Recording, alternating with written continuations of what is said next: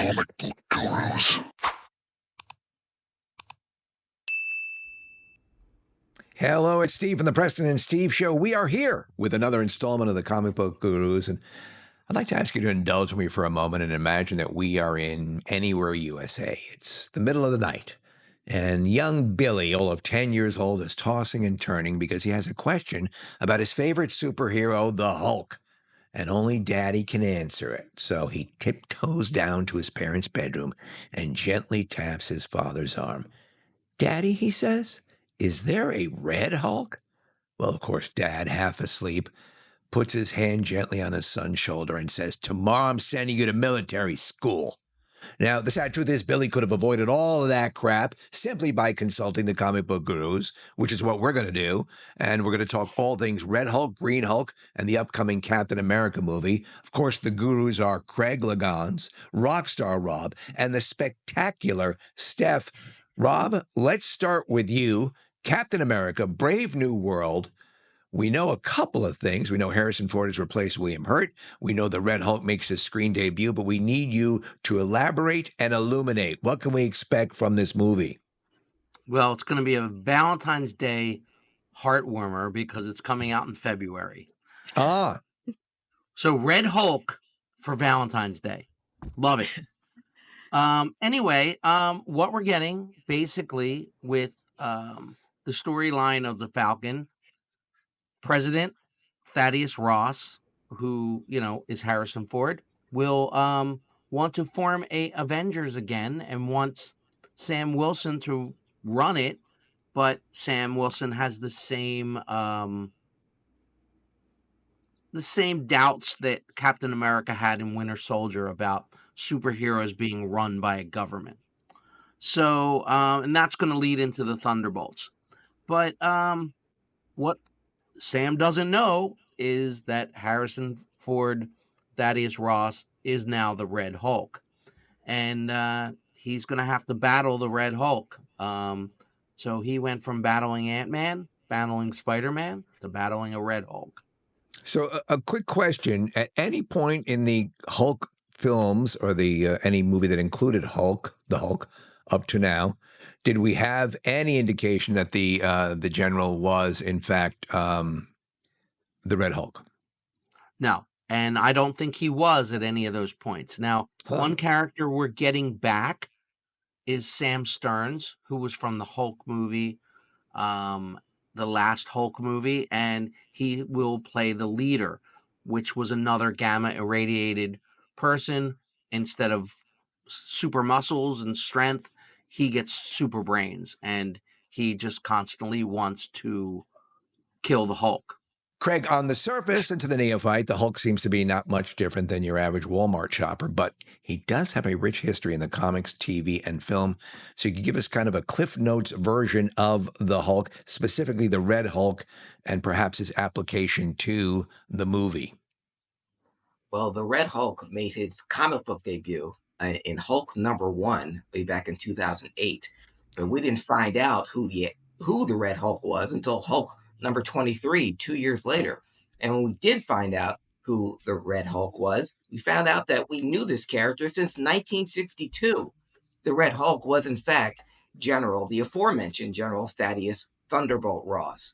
And he became the Red Hulk because of his single-minded obsession with killing the Green Hulk, a.k.a. Bruce Banner. All right. So the question has to be, and they sort of intimated at it with the Ed Norton film and all of that, and then in the Ang Lee film as well. But what fostered this abject hatred for the Hulk?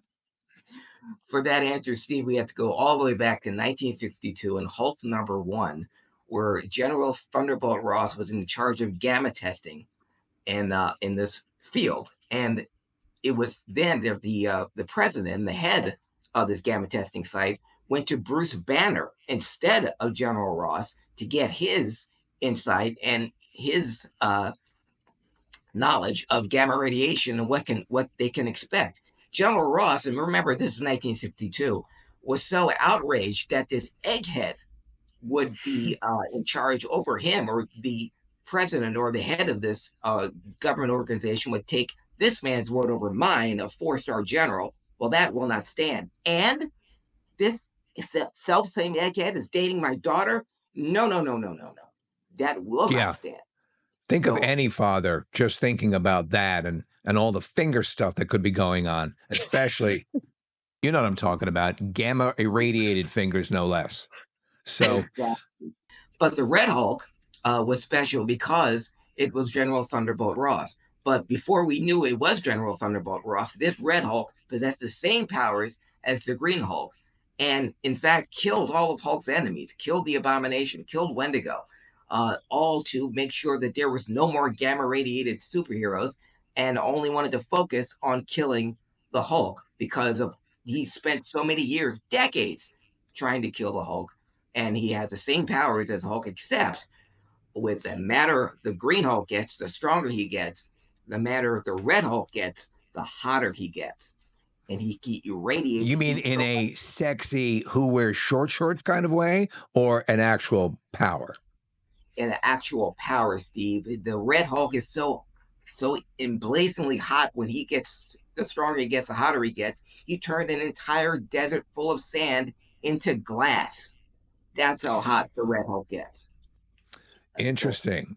Yeah, All right. yeah. So, Rob, anything to say on the history? Are you a Red Hulk fan? And can you explain because we have She-Hulk, but there is also a Red She-Hulk, is there not?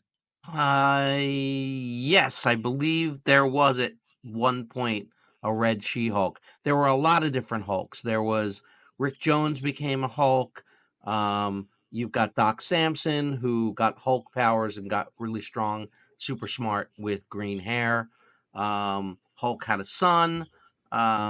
It goes on and on and on and on. There's a lot of different Hulks. I noticed you left out John Cougar Melon Hulk, who is one of the briefer Hulks. Steph, the understanding is that this is sort of a progression from the movie will be a progression from the Falcon and the Winter Soldier series, the Marvel series, which I thought I definitely think there's a lot of unevenness to those various series. But I thought this one was actually pretty good. As a lead off for the movie, are you excited about the continuation of the story, or do you think it really even matters? It definitely matters. I'm excited for it. I love Anthony Mackie. I love him as the new Captain America. I'm definitely here for angry superheroes. I'm a fan of that. Yeah. So I'm excited. I can't wait to see how this Red Hulk, hulks out on everybody. But yeah, I also enjoyed that series. I thought it was pretty good, especially compared to a lot of the garbage that was going on with a lot of those shows. So I am excited to see this continue. I don't know about Harrison Ford. All I can think of with this guy is how many times he's crashed his plane. So Right. I have a hard time picturing him in this like big superhero, not superhero, but muscled out villain. So we'll see how that goes. I think it's kind of interesting, and Craig, perhaps you can chime in here, because at his age, at Harrison Ford's age, we might just be getting a Red Hulk that pauses periodically to eat pudding. Most definitely. I think we can be the first Red Hulk that actually likes Matlock. And, Yeah, absolutely. Yeah. And I mean, that is an angle that has yet to be tapped. That will do it for this episode. If you like what you're seeing, please consider subscribing to the Comic Book Gurus channel and hit that notification bell so you know when a new episode comes out and you won't miss any episodes. There's quite a backlog of episodes now on the Comic Book Gurus page. So please check out some of the older episodes and spread the word. We're going to try to do likewise. And I think we're closing in on our first live streamed Comic Book Gurus episode coming up soon. So until then, the best to all of you. And I'll just say bye-bye.